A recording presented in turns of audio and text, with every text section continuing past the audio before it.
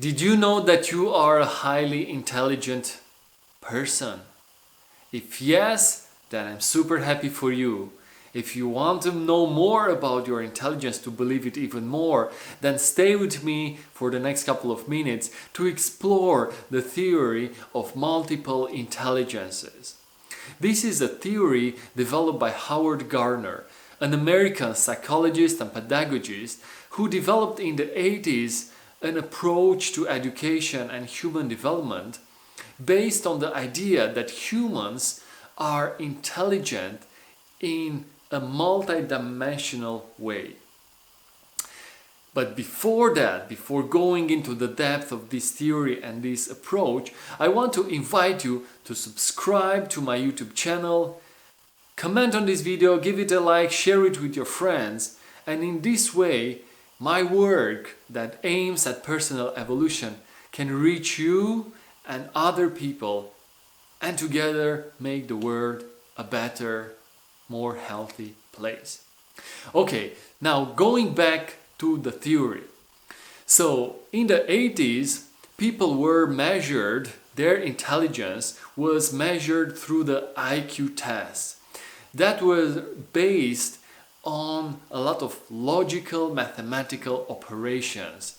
And if you were good at the IQ, if you were scoring high, then you were defined as a highly intelligent person. And if your score was low, then you were not that smart, that intelligent. So in these conditions, Howard Gardner came with a new theory, a new approach that challenged this unidimensional way of thinking of humans. So he came up with 8 different intelligences, 8 different ways in which people can be smart. And in this video I want to describe one by one each intelligence, and then at the end see how they can be relevant for your development. So let's take them step by step. So the first intelligence is the logical mathematical intelligence. With other words, is being smart with numbers. Being able to easily operate with numbers, mathematical operations, scientific concepts, abstract ideas, and so on. People that are highly developed with this intelligence are often seen working in scientific fields or technological fields or IT.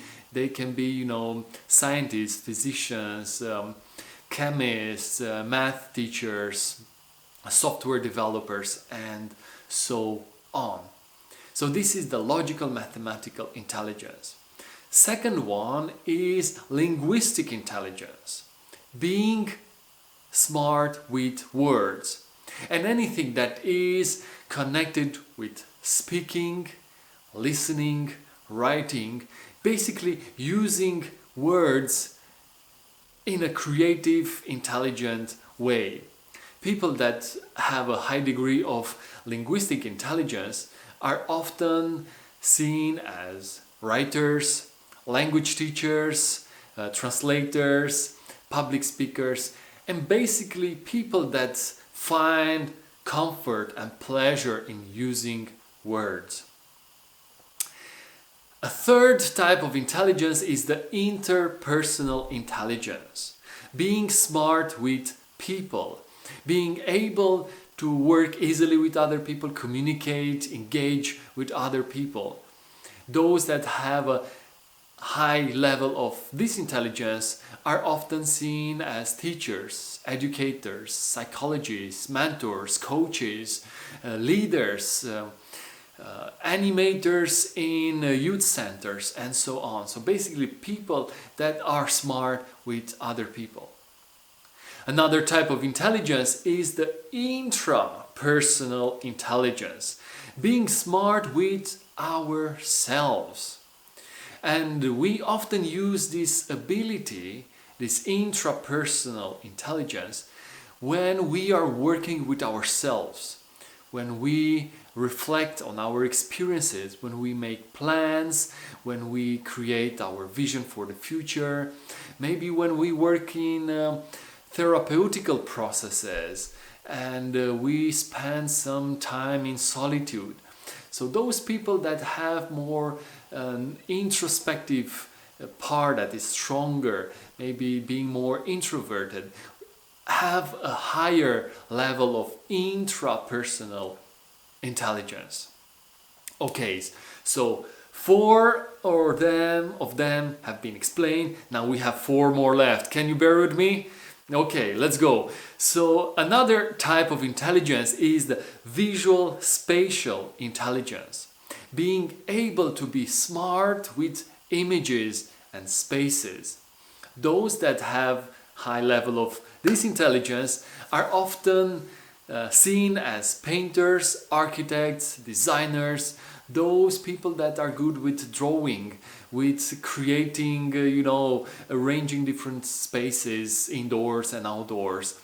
And it's easy for these people to see the space, to orient themselves in the space and to find a good harmony between shapes and structures. So this is the visual spatial intelligence. And by the way, photographers are also on the list of those who have high visual spatial intelligence. Okay, now moving on to my favorite intelligence, I have to say, even though all of them are beautiful, but with this one I have a special connection, is the musical intelligence. And being smart with sound and music. Being able to identify rhythms and musical patterns and sounds. And of course, those that are high in musical intelligence are often musicians, singers, those that dance, and so on. Okay, moving on, there's another intelligence that refers to our bodies. The bodily kinesthetic intelligence, being body smart, and being able to creatively and attentively use our bodies, playing sports, moving, dancing, using our hands in different crafting areas and so on. And of course, those that are good with using their bodies, dancers, people that are active in sports, those that work with their hands, maybe cooks and chefs. So everyone that is very easily using their bodies. Okay, and I think there's one more, right? Because we had the visual, the musical, the body kinesthetic, and the fourth one is the naturalistic intelligence. Being nature smart, which means having the ability to understand the natural processes of the earth. Understanding the weather pattern, how the landscape works, the geography of a place, being able to maybe connect with plants, with animals. And those that have a high naturalistic intelligence are often explorer, biologists, working with geography, maybe working with animals. Farmers have a high level of naturalistic intelligence. Okay, so we cover the 8 of them. Some people say that there is a 9th intelligence, which is the existential intelligence, being able to understand processes that go beyond our consciousness, that are connected with spirituality, with the deep meaning of our lives and so on. So these were the multiple intelligences. Let's recap them. Logical, mathematical, linguistic, interpersonal, intrapersonal, visual spatial, musical, bodily kinesthetic, naturalistic, and a bonus of existential intelligence. Okay, so we have all of them in certain measures. And I like to think that we all, each individual, has a unique cocktail, unique composition of intelligences. Some of them, maybe 2 or 3, are very dominant, high in intelligence. Maybe 2 or 3 are somewhere in the middle. Maybe 2 or 3 are not that, present, not that developed in ourselves. Few more ideas is that we all are born with them. So a person that is high in musical intelligence will be high in musical intelligence for the rest of her life or his life, or someone who is good with words will be good with words forever. But here is a matter of really understanding which are our strengths, and then focus on them and work consistently in order to develop them, to be able to master them and be experts and in a way geniuses in this field. Because this is something interesting. When we focus on our gifts, we develop the sense of flow and fulfillment and satisfaction. So this is why it's really important to know which are our dominant intelligences and to deliberately, intentionally focus on them. How can you do this? Very simple. The first step is to take a test to identify your intelligences. In the description of this video, I'm gonna be putting some links to some tests, online tests that you can take in order to identify the structure, your cocktail of multiple intelligences.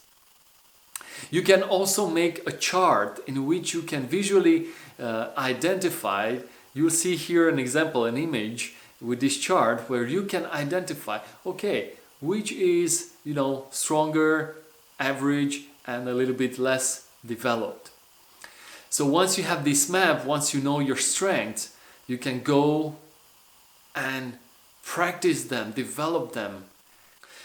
Okay, this is what I wanted to share with you, and I hope this video was helpful to you.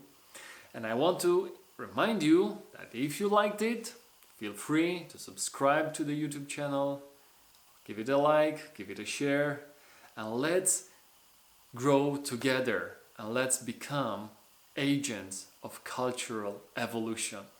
Thank you so much, my friend. I wish you all the best, and remember, always remember, you are a highly intelligent person. Bye-bye.